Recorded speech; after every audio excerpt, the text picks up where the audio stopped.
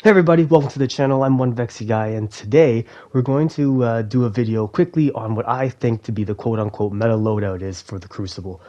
With the recent changes that we heard coming to the Glory playlist and the most recent TWAB this week, um, hopefully some information in here might be able to help you achieve the 5500 so you can get the unbroken title.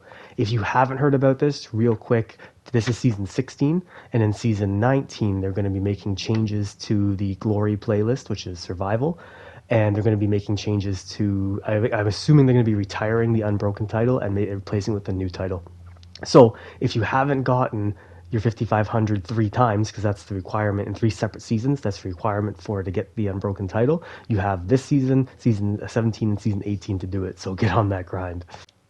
Okay, so as for the meta loadout, in my opinion, this is honestly it's more of an open topic when compared to earlier seasons, which is honestly great. It means that the sandbox has grown. You know, you can use different weapons and not be like, oh, I'm at an extreme disadvantage. However, the way that Destiny PvP plays currently, specifically in 3v3 modes, because like let's be honest, 6v6 is chaos. You know, who knows what's going on there. There remains certain standout weapons. Okay, so I'm sure that most of you already know are going to know what those weapons are going to be, those standout weapons. However, before we get into that, I really want to talk about something, in my opinion, uh, is how Destiny PvP plays out. You know, it is a first-person shooter, but it is different than, in my experience, than other games in its genre, right? So I find that, and this gets really confusing, just when I'm talking to people or I'm playing with people who are used to other games and they just get frustrated with Destiny PvP in particular. And it's because they don't. I feel like it's because it is a different game overall. So let me go into this a bit. In my opinion, Destiny is more of a team shooting and positioning game, and less of like a higher skill means you're automatically going to be doing better in every situation. It's less of a 1vx game. Don't get me wrong, this can still happen. There are plenty of players out there who are just so good, even when they're facing people that are on the same platform as them and everything, because there's a lot of variables, right? That they can still, 1v2, 1v3, they can solo trials, things of that nature. I'm not really talking about those outliers. I'm talking more about the upper middle class, the upper middle echelon of players, right? Whereas you might have better skill set overall. You might have a better movement set. You might have a better aim headshot percentage and things. However, with the way that Destiny is built, with super high aim assistance, specifically for weapons like hand cannons, linear fusion rifles, right? One of my favorite weapons because of the ease of use, and with the latency issues, and then of course abilities on top of that.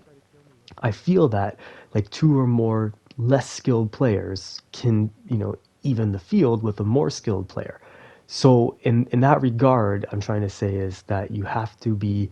It's not like for instance, Call of Duty, where I can just rush a team. That's if I'm really good. I know a couple people that are so good at Call of Duty, they can just rush a team, and just using that they can hit shots more often. They're so used to their weapon, they know the ranges and everything, and they're so used to the time to kill. They can outperform those people just by themselves. Whereas in here, that same person with the same skill against equally skilled people in Destiny would more than likely lose because of all those aforementioned, things that I brought up earlier, aim assist abilities and latency issues. So that being said, it kind of plays to the current meta weapons that I see. And when I mean by meta, I just mean the most, like, the ones that you see when if you're in 6v6 and you look up somebody and they have, a Thorn and a shotgun, a Thorn and Fellwinters, or they're using, Chaperone, Adept Palindrome, Adept Palindrome, anything, you know that you're facing someone who is, probably going to be a little bit better, at least trying to really get good at the game, because they know that hand cannons are a meta weapon simply because it does so much damage in such a small amount of time, and then you can hide yourself, right? So you can kind of dictate the fight. It's peak shooting, it is what it is, but that's how it works in this game. Plus, hand cannons work so well with team shooting. If you have two people with 140s, or even 120s, standing beside each other, and you accidentally peek, you get deleted very fast, right? Whereas if, it's not the same with other weapons. So that being said, in my mind, when consistency is kind of required for all these things, you're going to end up seeing that the meta weapons are hand cannons and shotguns, or hand cannons and snipers sometimes in 3v3s. I mean, honestly, in my personal opinion, if you have someone who's really cracked out with a sniper, they're amazing with that, they will outperform. They're harder to play against than someone who's really good with a shotgun, right? You really have to kind of change your whole game dynamic. You can't go to certain lanes. It depends on the map. It's a whole bunch of things come into play. Okay, so all that being said, drum roll, please. I do believe that, in my opinion, and from a lot of people I speak to, it appears that hand cannon shotgun still remains the most quote unquote meta pick. Maybe with hand cannon sniper rifle just behind it, specifically with the artifact mods that we have this season, where hand cannon aim or hand cannon targeting is just worth one. That's pretty huge, right? So let me know in the comments down below if you actually agree with this, or if you think that there are, other weapons that are more meta nowadays that you find. Because I think that it really is interesting that the Destiny sandbox has actually come so far. I gotta say, within the last, I mean, I know last season was really huge because it was so long, but during that time and into this season, and maybe even a little bit before that, it was around season 14, right? They started really making some changes to the sandbox that I think were really healthy to the game. Whereas now I feel like there aren't really many weapons that you can use where you're at a massive disadvantage.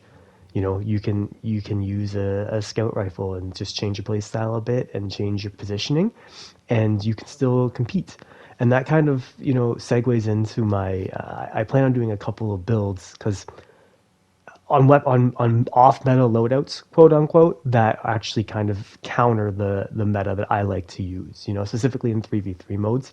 I can do a couple of 6v6 ones because I mean Lawrence Driver is amazing in 6v6, but I find that I, as a person who just talked about how easy, quote unquote, easy hand cannons are to use, and that's kind of the general consensus from people I've spoken to. Maybe it's different for you, but I can't use them like at all. I feel if you see this background gameplay here with Thorn, you see how many shots I'm missing. Like, let's not. I don't want to talk about it. Okay, so I'll have to use other weapons and find other play styles in order to play around people that are really good with it, or really good to me, relative to me, with a hand cannon shotty or a hand cannon sniper, right? So I'll put a couple of those builds up later.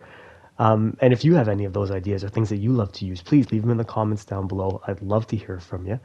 And, that's pretty much it for this video. So thanks for stopping by. Again, please let me know if you have what you think the new meta is or what you love using, and your experiences. That would be great.